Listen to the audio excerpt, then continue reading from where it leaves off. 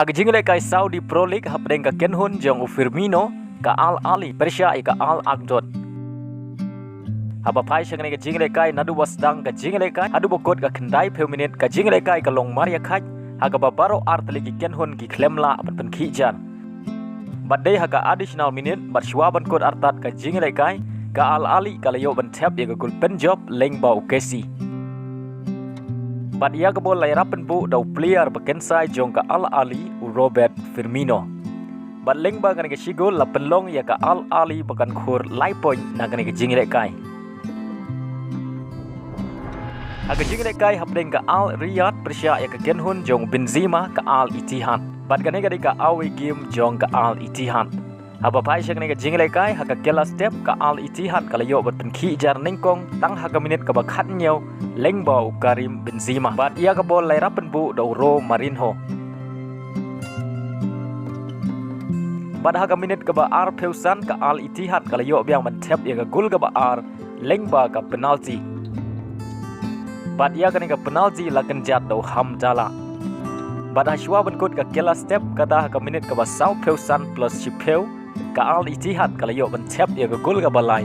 Bad ia kan ka gol saisin la yo biang ban tap dau Hamdallah. Bad kan ka dei ru ka gol ka ba itanat bha ha kan ka jingle kai. Bad dei lai magini ki lai gol ka Al Ittihad ka tam ha ka kela step da lai lanot. Bad ha ka kela minute ka jingle kai ka long Maria Khaj hadu bukot ka khandai peu minute. Enrei dei ha ka additional minute kata ha ka minute ka ba khandai peu plus lai ka Al Ittihad. Kala yo biang ban tap ya ka gol ka ba lai leng bau Al Amri. Bad ia ka bol lai rapen bu dau Benzema.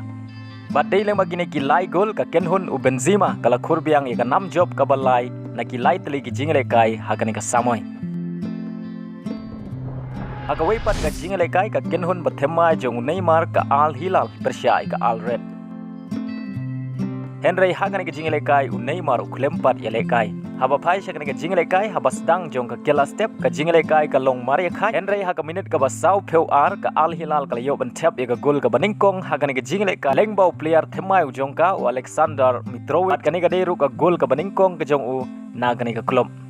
Bad dei lema kan ka shigol ka Al Hilal kala tam ha ka kela step dei wei lanot. Bad ha ka kela mit ka Al Hilal kadang ile kai khamba ha ka bagala yo ban tap ya ka gol ka ba ar leng ba ka penalti ha ka minute ka ba san penriu. Bad ia kan ka penalti la kan jat dau Al Dawsari. Bad ha ka minute ka ban riu peu kundai saisin u Al Dawsari u la yo biang ban tap ya ka gol ka ba ar ka jong u bad ka walai na ka benta ka Al Hilal. Bad ha shwa ban kut ka jingle kai kata ha ka minute ka ba pra peu kundai ka Al Hilal ka la yo ban tap ya ka gol ka ba sau leng ba u Al Mandan. Bad dei leng magini ki sau gol ka Al Hilal kala job sok da sau la not bad khur lai point na kan ka jingle kai.